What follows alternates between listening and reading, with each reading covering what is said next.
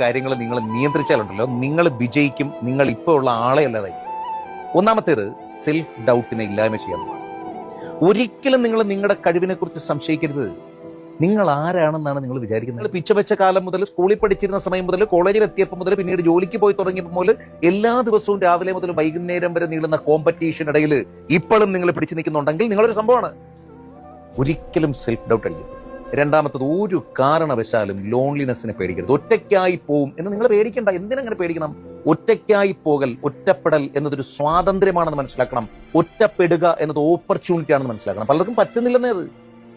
എല്ലായ്പ്പോഴും അറ്റാച്ച്മെന്റുകളുടെ കെട്ടുപാടുകളിൽ കിടക്കുന്ന, ബന്ധിക്കപ്പെട്ട എത്രമാത്രം മനുഷ്യരുണ്ട്. ആ സമയത്ത് നിങ്ങൾക്ക് ഒറ്റപ്പെടലിനെ എന്തിനു പേടിക്കണം? ബാധ്യതകൾ ഇല്ലാതാകലാണത്, ഒരു ഫ്രീ സോൾ ആകലാണത്.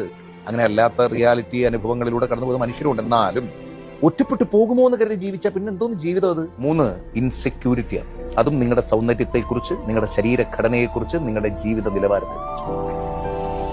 പ്രിയപ്പെട്ടവരെ, കുപ്പത്തൊട്ടിയിലെ മാണിക്യമാണ് നിങ്ങൾ എന്നത് നിങ്ങൾ മനസ്സിലാക്കണം. ഞാനിരുന്ന് മോട്ടിവേഷന്റെ തള്ളുതള്ളുന്നതല്ല.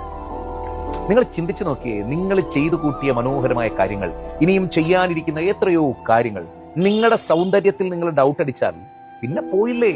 അതുകൊണ്ട് നമ്മളിൽ വിശ്വസിച്ചാൽ നമ്മളൊക്കെ സുന്ദരന്മാരും സുന്ദരികളുമാണ്. ആ ആത്മവിശ്വാസമാണ് പ്രിയപ്പെട്ടവരെ സൗന്ദര്യം. 4, നിങ്ങൾ ഒഴിവാക്കിയേ തീരൂ അസൂയ. ഈ ഐറ്റമുണ്ട്. അതായത് നമുക്ക് നമ്മളെ കുറിച്ച് വലിയ വിശ്വാസം ഇല്ലാതെ വരുമ്പോഴാണ് നമുക്ക് അസൂയ.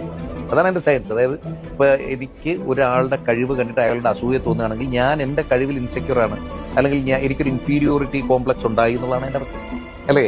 നമ്മളൊരാളെ നമുക്കെന്തിന് നമ്മളൊരാളോട് കമ്പയർ ചെയ്യണം? നമ്മൾ ഒരിക്കലും മറ്റൊരാൾ നമ്മളെ വേറൊരാളോട് കമ്പയർ ചെയ്ത് നമ്മൾ സഹിക്കുമോ? ഇല്ലല്ലോ. അപ്പൊ പിന്നെ നമ്മൾ സ്വയം നമ്മളെ എന്തിനു കമ്പയർ ചെയ്യണം? നിങ്ങൾ ആരെയും നിങ്ങളുമായിട്ട് കമ്പയർ ചെയ്യണ്ട. നിങ്ങൾ സ്പെഷ്യൽ ആണെന്ന്, നിങ്ങൾ ജെമ്മാണ്, നിങ്ങൾ വേറൊരു കൈൻഡ് ഓഫ് എ പേഴ്സൺ.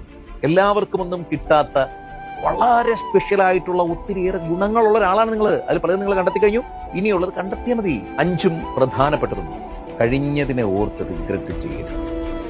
പാസ്റ്റിനെ കുറിച്ച് ഓർത്ത് ചുമ്മാ വെറുതെ സങ്കടപ്പെട്ട് ഞാൻ ആ കാലത്ത് അങ്ങനെയായിരുന്നു, അയ്യേ ഞാൻ അങ്ങനെ ചെയ്തു പോയില്ല, ഞാൻ ഇത് ചെയ്തു, ഞാനൊരു വല്ലാത്ത മോശം മനുഷ്യനാണ്, എന്തിനാണ് അങ്ങനെ? കഴിഞ്ഞതും കഴിഞ്ഞു. നാളെ വരാനിരിക്കുന്ന ദിവസങ്ങളിലേക്ക് നമുക്ക് പോകേണ്ടതുണ്ട്.